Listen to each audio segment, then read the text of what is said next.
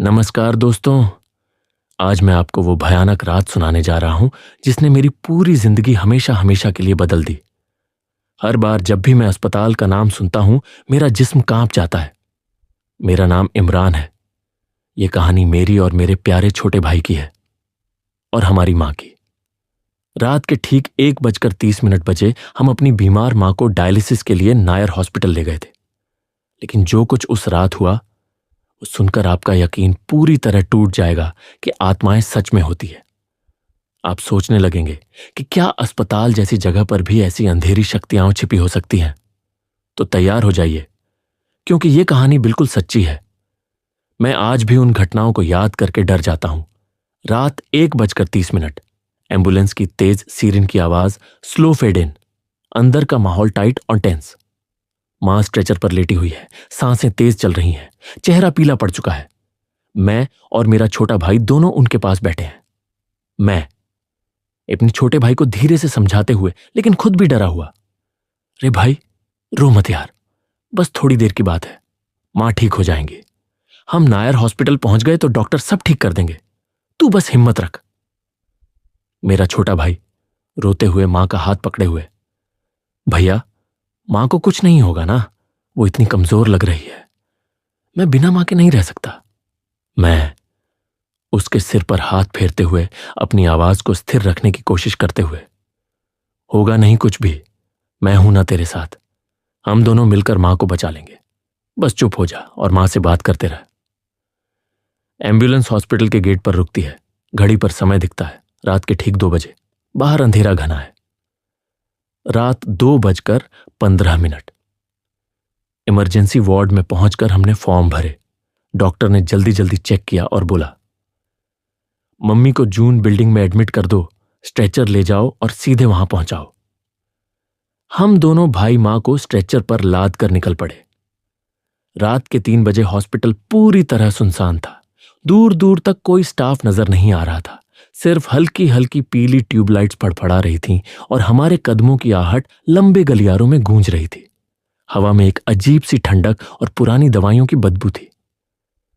मैं अपने छोटे भाई से धीरे से, डर मत भाई, बस थोड़ी देर की बात है, मैं तेरे साथ हूं, हम जल्दी से मां को एडमिट करके बाहर निकल जाएंगे। लंबी अंधेरी और संकरी गलियारा, फुटस्टेप्स की आवाज जोर जोर से एको कर रही है। हल्की हवा में पुराने पंखे की खड़खड़ाहट।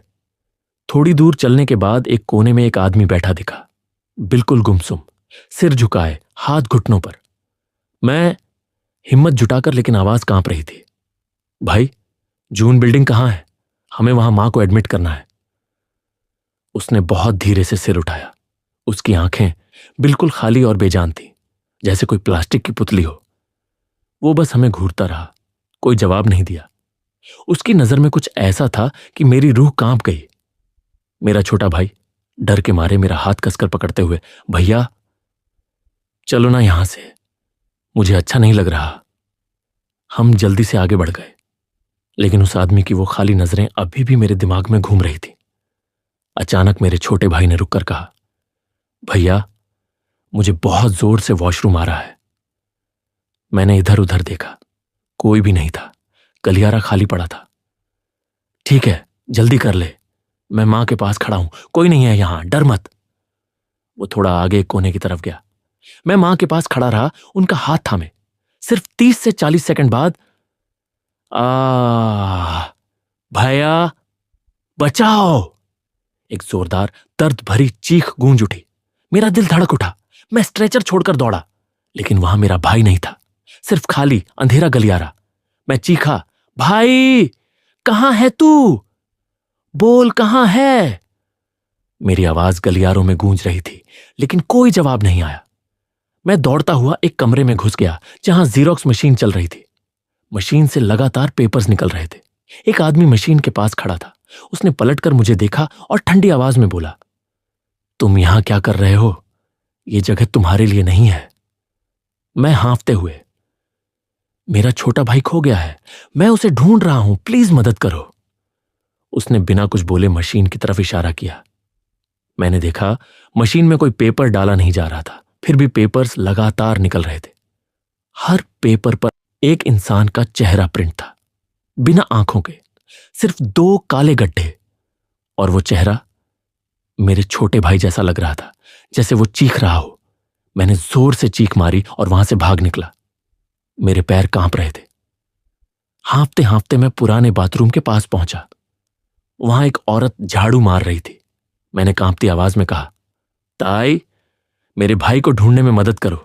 वो बाथरूम गया था और अब तक नहीं लौटा। मुझे सिर्फ उसकी चीख सुनाई दी थी। उसने बहुत धीरे से गर्दन घुमाई। उसका चेहरा भयानक था, कटा फटा, जगह जगह गहरे निशान, होंठ सुई और धागे से सी दिए गए थे। आंखों की जगह सिर्फ 2 गहरे काले खड्डे। वो एक अजीब सी मुस्कान के साथ बोली, तुम्हारा भाई अब वो ढूंढने लायक नहीं रहा, वो तो अब हमारे साथ है। मेरी रूह जैसे शरीर से निकल गई। मैं पीछे हटा और पूरी ताकत से भागा। दौड़ते दौड़ते मैं एक लेडी डॉक्टर से टकरा गया। उसने झट से मेरा गला कसकर पकड़ लिया। उसका पूरा चेहरा जल चुका था, मांस काला पड़ गया था, त्वचा पिघली हुई। वो जोर जोर से हंसने लगी, एक भयानक पागलों जैसी हंसी। अच्छा हुआ तुम मिल गए।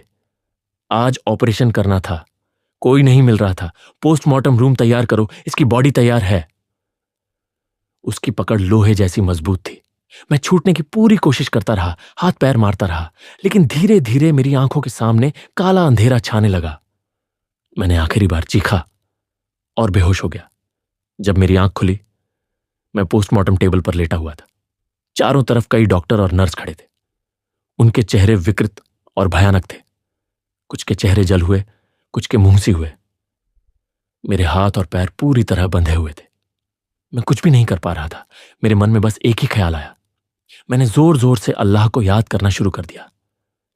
या अल्लाह, मुझे बचाओ, मेरी मां और भाई का ख्याल रखो। या अल्लाह। मेरी पुकार सुनकर अचानक एक वॉचमैन भागता हुआ आया। उसने मुझे उठाया और मेरे मुंह पर ठंडा पानी मारा। जब मैंने आंखें पूरी तरह खोलीं तो मैं उसी पुराने बाथरूम के पास फर्श पर पड़ा था। वॉचमैन ने पूछा, तुम यहां कैसे पहुंचे? कौन हो तुम? ये जगह खतरनाक है। मैंने सारी बात हाँफते हुए बताई। वॉचमैन मुस्कुराया और बोला, चलो, मैं तुम्हें तुम्हारे भाई के पास ले चलता हूं। जब हम उस जगह पहुंचे जहां मैंने मां को स्ट्रेचर पर छोड़ा था, मेरा छोटा भाई मां के बगल में बैठा जोर जोर से रो रहा था। मैं दौड़कर उसे गले से लगा लिया। भाई, तू ठीक है ना? तूने इतनी जोर से क्यों चिल्लाया था? मुझे बता, कुछ हुआ तो नहीं?